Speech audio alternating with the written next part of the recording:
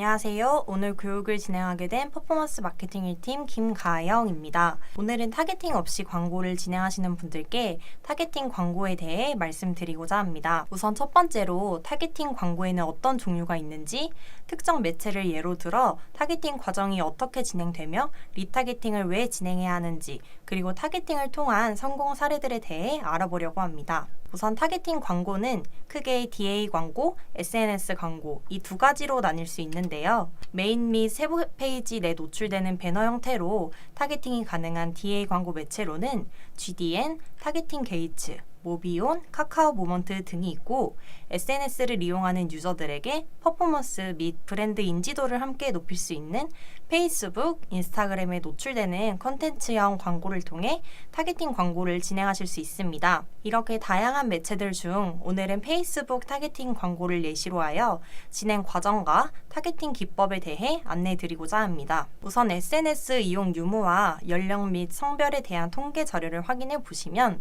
SNS를 사용하는 유저들이 81.6%로 대부분 전부 다 사용하고 계시며, 연령대마다 이용률이 다르지만 평균적으로 페이스북을 접하는 연령층과 성별이 꽤 많은 걸로 보여집니다. 이렇게 이 많은 사람들이 사용하는 매체를 통해 타겟팅을 설정하여 광고를 노출하기 위해 어떻게 타겟팅을 해야 하며 어떤 방식으로 광고 노출을 진행해야 할까요? 바로 알아보도록 하겠습니다. 우선 앞서 말씀드린 페이스북 타겟팅 광고란 연령, 성별, 거주 지역, 관심사 등 내 광고를 보여주고 싶은 타겟층에게만 광고를 노출시켜 자사 브랜드의 유입과 상품 구매 전환을 높일 수 있는 거죠. 예를 들어 내가 여성 레깅스를 판매하는 사람이라면 어떻게 타겟층을 선정할 수 있을까요? 여성 레깅스이니 여성으로 성별을 선택하겠고, 요즘에는 20, 30대 여성들 사이에서 필라테스를 많이 하는 추세이니 연령층은 20, 30대로 잡아주시면 되겠고, 특정 지역에 분포하는 타겟팅을 원할 경우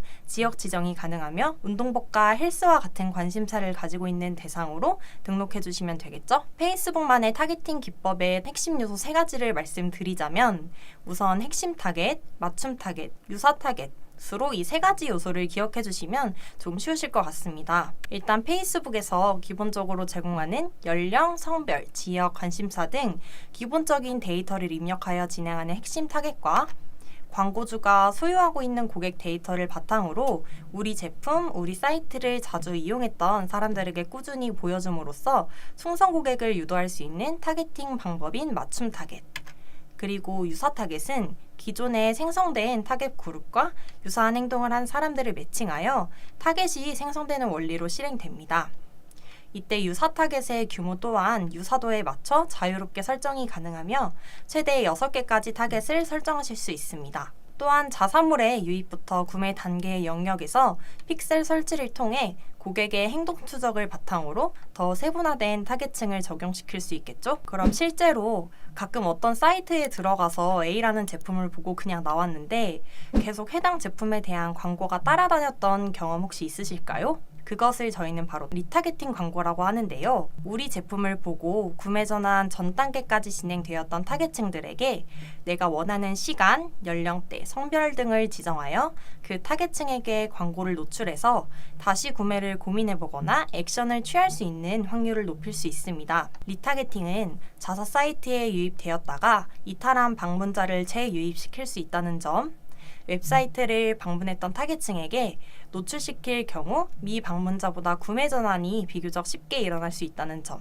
그리고 리타겟팅은 대부분 클릭당 과금제로 이루어져 있기 때문에 광고비 지출도 합리적으로 이루어질 수 있다는 이점이 있습니다. 우선 관리자가 스크립트를 삽입할 수 있는 자사몰에서만 리타겟팅 광고가 가능하며 각 매체에서 제공하는 스크립트를 설치한 후 우리 광고 노출을 보여줄 타겟층을 설정합니다. 이때 성별, 나이, 관심사, 지역, 연령대 등 매체에서 제공하는 타겟층 범위에서 설정해 주시면 되겠죠? 설치와 조건 설정이 완료되었다면 지정한 타겟층에게 우리 광고를 노출시켜 주시면 됩니다. 이 방식을 통해 자사몰에 유입이 되었다가 여러 가지의 행동을 취한 후 구매 전환 전 단계까지 도달했던 사람들 중 유입 타겟을 설정하여 다시금 타겟층에게 우리 광고를 노출시켜 자사몰 유입과 구매 전환을 재유입하는 과정으로 진행해 주시면 될 것 같습니다. 그렇다면 리타겟팅의 타겟층 설정 시 어떤 사람들이 대상이 될까요? 우선 우리 사이트에 방문을 해서 제품을 확인하거나 회원가입을 진행하거나 장바구니에 제품을 담았다가 구매 전환까지 이루어지지 않을 경우 조건에 맞는 타겟층을 대상으로 광고를 노출시키게 되면 정확한 타겟층으로 인해 미 방문자보다 구매 전환율이 상승되는 데 도움이 되겠죠? 마지막으로 앞서 말씀드린 타겟팅 광고 중 SNS 타겟팅 광고를 예시로 업종별 성공 사례를 통해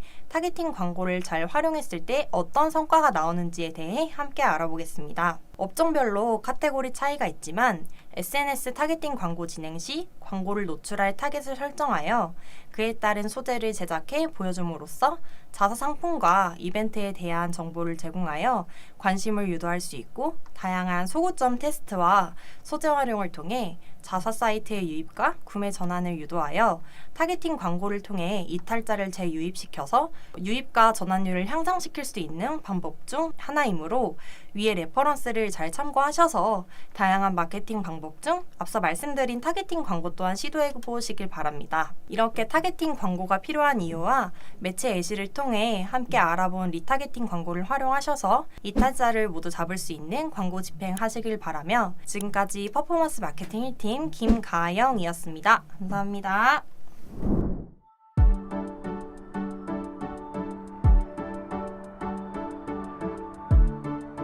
구독과 좋아요는 컨텐츠 제작에 힘이 됩니다.